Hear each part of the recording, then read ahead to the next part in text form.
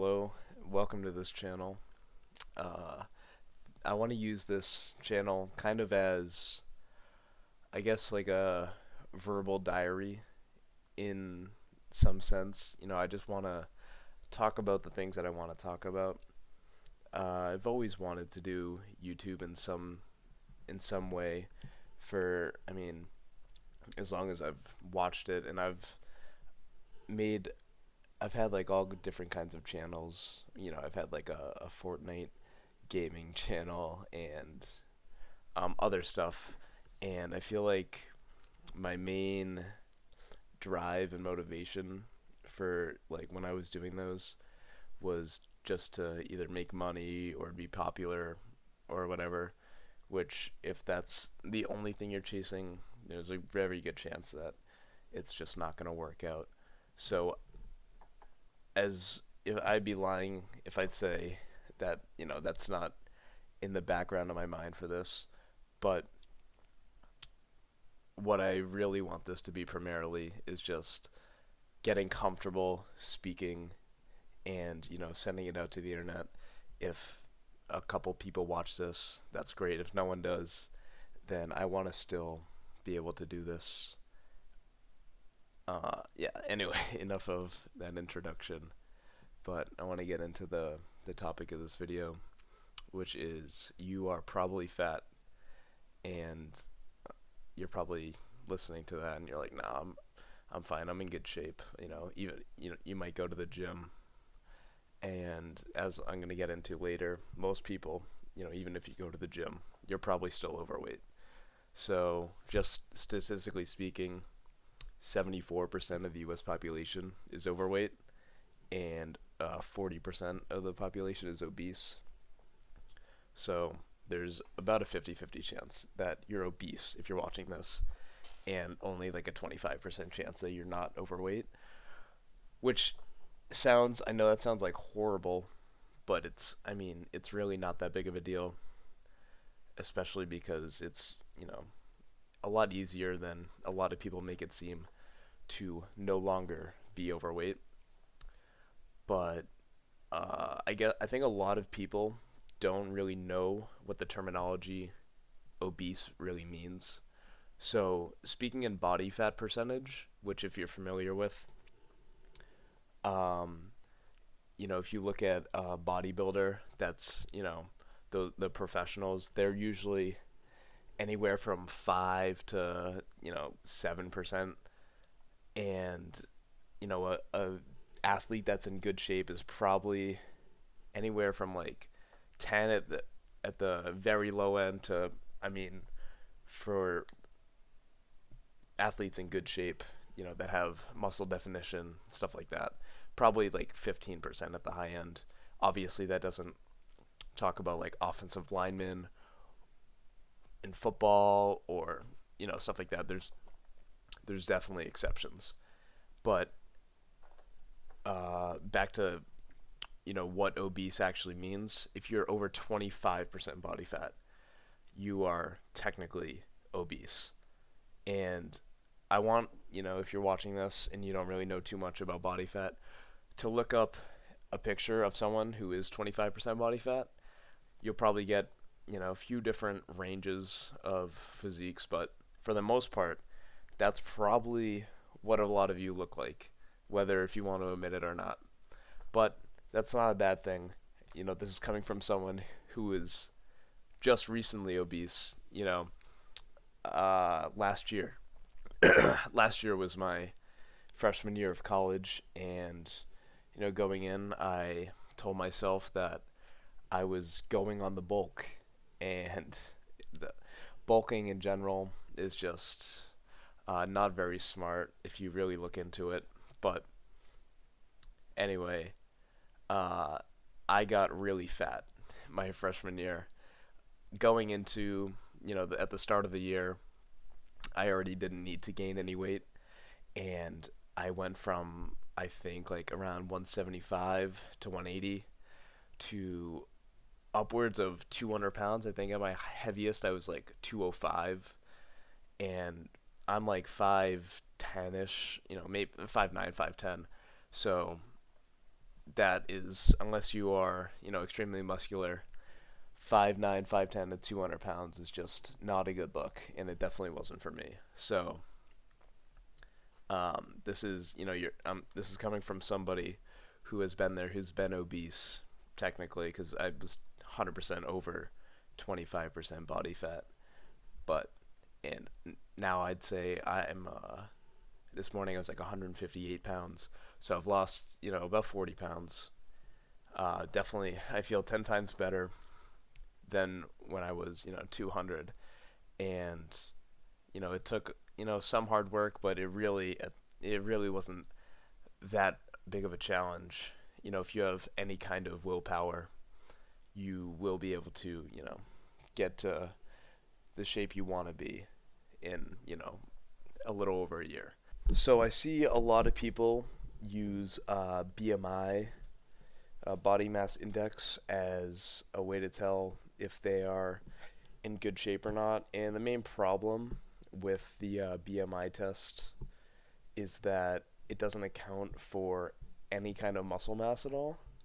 So if you're looking at somebody like pro bodybuilder Chris Bumstead, when he's competing, he is 6'1", around 240 pounds, and obviously this is somebody who's taking an insane amount of steroids, but he is around 5-6% body fat at that height and weight. And if you look at a BMI calculator, that actually is considered obese. And obviously, as we know, according to his body fat, he's definitely not obese. He is pretty much the furthest thing from it. Okay, I had to stop the recording just because I was going on too much of a tangent, and this is like my probably 7th time trying to pick this back up, and I'm going back listening to the sound of my voice, and I hate it, and I know that's a problem that pretty much everybody has. But I want to dive into, why I think people don't think they are as overweight as they really are. And this is true for me, and I think for a lot of people that are watching this. If you played sports, especially in high school, anything that required you to, be bigger or stronger, then you were kind of, motivated, or not motivated, but you were pretty much pushed to just put on weight, whether that was good weight or not, just because, everyone else is, because I played football, all 4 years of high school, and, you need to be bigger, or, you're just going to get crushed by the people that are bigger. So, every year I would, bulk up going into the season, anticipating that I was going to lose some weight, but I was just, getting way too fat. And I'm not saying that that's a bad thing for football, just because, if I was the weight I am right now, then I would probably just get smacked around. But I think once you stop, playing these sports, and now there's no reason for you to be, at these higher weights, I feel like it's really easy just to stay at these higher weights instead of, lower your weight back down to what you really should be around.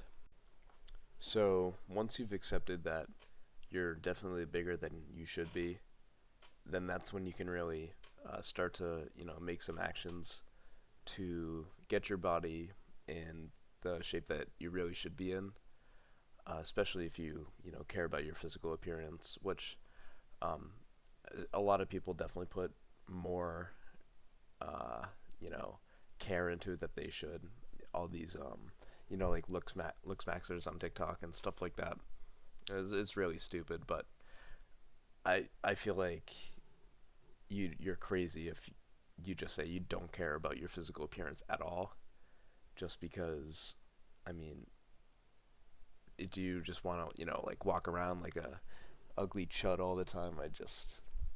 If that's you, then, good for you, go ahead. This video definitely isn't for you, but what are we going to do, to get ourselves back into, or not even back into, if you've never been there, but into the shape that we're looking to be in. And I think the first thing that's the most important, if you don't already, you should be going to the gym.